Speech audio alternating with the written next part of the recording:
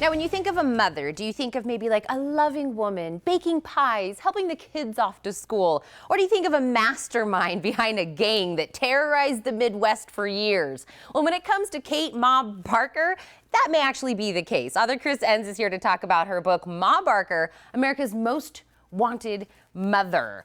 Yes, she was too. I mean, at one time, Ma Barker and her 4 sons were number 1 through 5 on the FBI's most wanted list.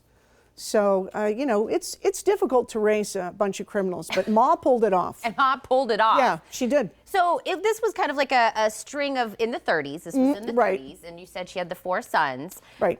So do we know if it was just the sons, or was she kind of in cahoots with all this? Pretty much most of the criminal activity took place outside of Ma's home, but then everybody would go to Ma's home to hide out because she, you know, wanted to make sure that they were well taken care of.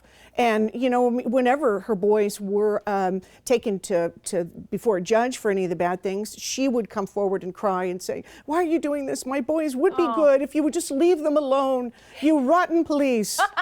So she saw the good in them. Yeah, and then she said, you know, we're not making the money that we should, and compensatory to the risk that comes from you boys being shot. So let's start kidnapping people. Let's not rob banks anymore. Let's kidnap folks. You know, that's a real mom. If you're going to do something, honey, do it to the best. She realized, to the next level. She realized their strengths, and she accentuated on that. You know.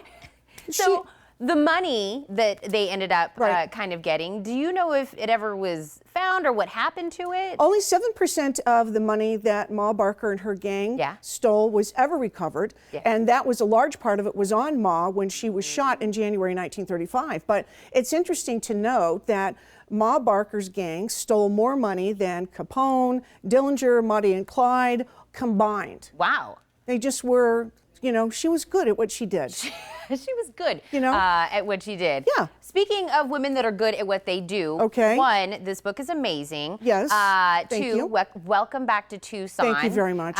You have been so interesting to talk to right before we kind of started this. I said I wasn't sure if you were an author or a comedian because you were just hilarious. A lot of people actually say that who've read my books, you know, say, I don't know, this is not good. You should maybe go into comedy.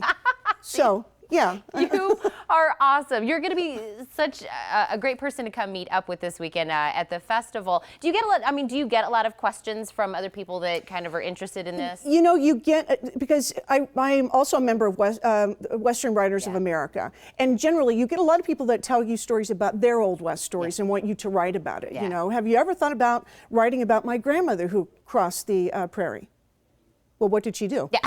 She just crossed the prairie. No, you know, I haven't really thought about that. Let me think. No, I haven't. That's kind of one of those cool story, bro. One of those moments. Right. Well, people tell you that all the time, you know. And writing certainly is the only thing that everybody feels like they can do. You would never walk up and tell a dentist, you know what, I removed some impacted molars. But, you know, if you're a writer, everybody can do that. Right.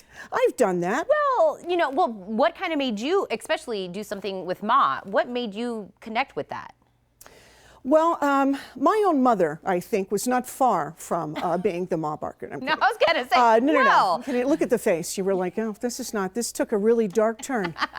No, I just am fascinated with what women did in the Old West. I mean, Ma certainly didn't carry a six shooter. She carried a Tommy gun. She didn't ride a horse. She drove a Ford. But still, you know, she had that same Western mentality to some degree. Let's take the money and from the bad and give it to the good, although she thought she was good. She was the good, Right, it stayed with Ma. She's like, the good, meaning me. Right. Well, I'm going to remind everyone they can come out and see you. This has been so much fun to sit down with you. Well, thank you very much. You are amazing. You guys are definitely going to want to stop by and meet her. You get a free book. Yes, exactly. Hello. You have a chance to meet Chris in I have got to get rid of them somehow. Come by, say you saw it here, and you get a free book. And you get a free book. It is at the Tucson Festival of Books this weekend. What she's saying is true. If you mention the Morning Blend, you will receive a free copy of her book. But to learn more about Chris, go to chrisenns.com.